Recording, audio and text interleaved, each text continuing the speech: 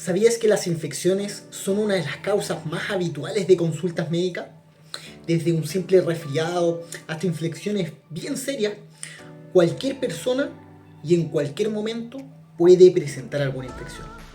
Pero no te preocupes, hoy día vamos a conversar de cómo funcionan en general las infecciones y cómo podrías tú protegerte y prevenir estas infecciones. El propósito, por lo tanto, de este video es informar de las infecciones más comunes y algunos consejos que pudiesen ayudarnos para que tú puedas prevenir este tipo de infecciones. Lo primero que vamos a hacer entonces es definir algunas cosas. Por ejemplo, ¿qué es una infección?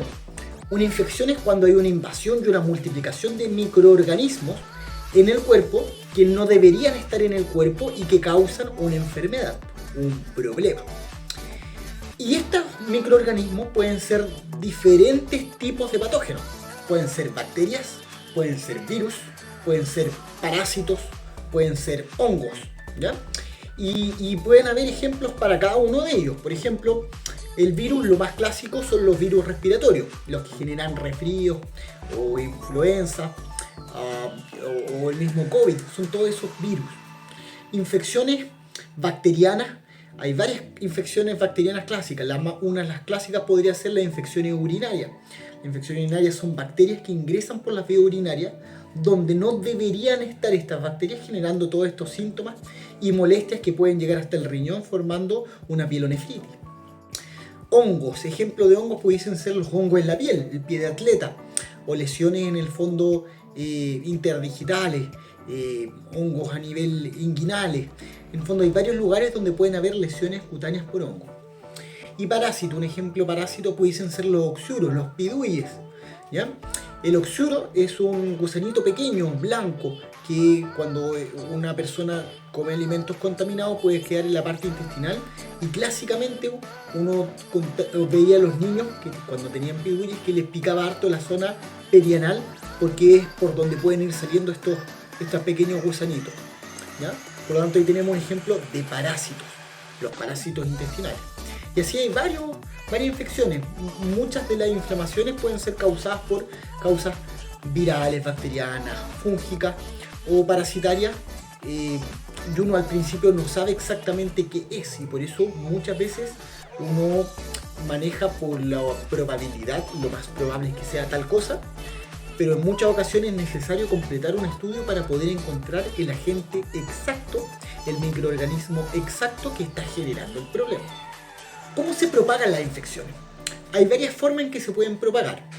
La más obvia es el contacto directo, ¿ya? Como tocar a una persona infectada. Si alguien tiene una infección en la piel y yo lo toco, pudiese yo contactarme con esa infección y por lo tanto infectarme en forma directa. Una forma indirecta sería el contacto a través de una superficie contaminada, sobre todo si son superficies húmedas, pudiesen mantenerse más tiempo. Hay bacterias como por ejemplo en una esponja.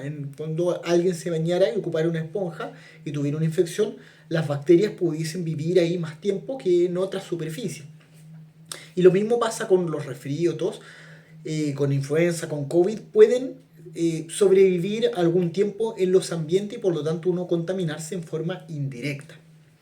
Otra forma en que uno se puede contaminar pueden ser a través de las transmisiones aéreas, tos, estornudos, y ahí las contaminaciones aéreas pueden ser por gotas que llegan más o menos a 1 metro de distancia, que es cuando uno está resfriado clásicamente, pero también hay gotitas mucho más pequeñas que pueden volar distancias largas y por lo tanto contaminar toda una zona, como es el caso de la tuberculosis, ¿ya? Por lo tanto, a nivel aéreo uno puede contaminar con gotas grandes o gotas pequeñas.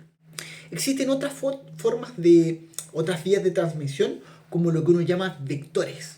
Y los vectores clásicamente son otros insectos o otras cosas que puedan transmitir estas infecciones. Por ejemplo, los mosquitos en el caso del dengue o la malaria, ¿ya? Los mosquitos en el fondo son capaces de transmitir la infección y cuando pican a otra persona pueden transmitirles las infecciones. Factores de riesgo. Algunos factores de riesgo pudiesen ser para infecciones estar en ambientes cerrados, una mala higiene de manos. Acuérdense que justamente el lavado de manos fue una de las cosas que más vida salvó cuando se empezó a implementar en forma ordenada. Por eso en los centros de salud es tan habitual y tan importante que nos lavemos habitualmente las manos. Otras causas de factores de riesgo son los sistemas inmunes, personas débiles inmunes, en fondo diabéticos descompensados, VIH, usuarios de corticoides, personas que han estado en quimioterapia o hormonoterapia o otros tratamientos oncológicos. En general son personas de más riesgo de infectarse y por lo tanto tenemos que estar más atentos a ellos. Cosas como el estrés o la tensión, la falta de sueño, una mala hidratación, también pueden alterar las defensas y por lo tanto también facilitan el que uno se pueda infectar más fácil. ¿Por qué son peligrosas las infecciones?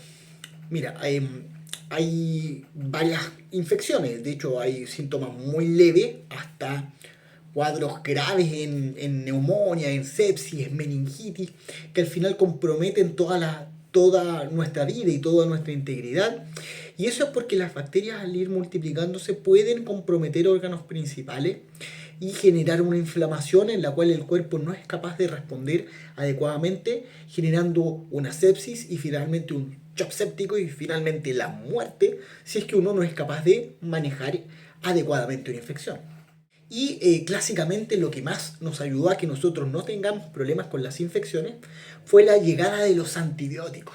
¿Ya? Los antibióticos son lo que nos ha ayudado a matar bacterias y por lo tanto el correcto uso de los antibióticos nos ha permitido curar muchas infecciones que antes no tenían cura. Sin embargo, ahí tenemos otro tema, que es la resistencia a los antibióticos. ¿Ya? Porque si uno utiliza mal los antibióticos, algunas infecciones bacterianas se van haciendo cada vez más difíciles de tratar. Y por eso hay que ser ordenado con los medicamentos que uno usa y en este caso con los antibióticos que uno utiliza. Hablemos ahora de algunas estrategias de prevención.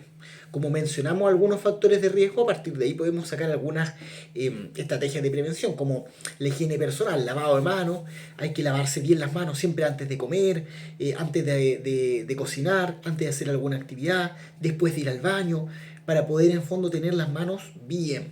Una higiene respiratoria adecuada, si tú estás resfriado con tos, con estornudos, cúbrete bien, idealmente ocupa el codo, cosa de poder en el fondo evitar llevarlo en las manos y si no tienes esa posibilidad puedes usar las manos pero después lavarte bien las manos. Ideal usar pañuelos desechables u otras cosas. Otras cosas que nos pueden ayudar en la prevención. Vacunación.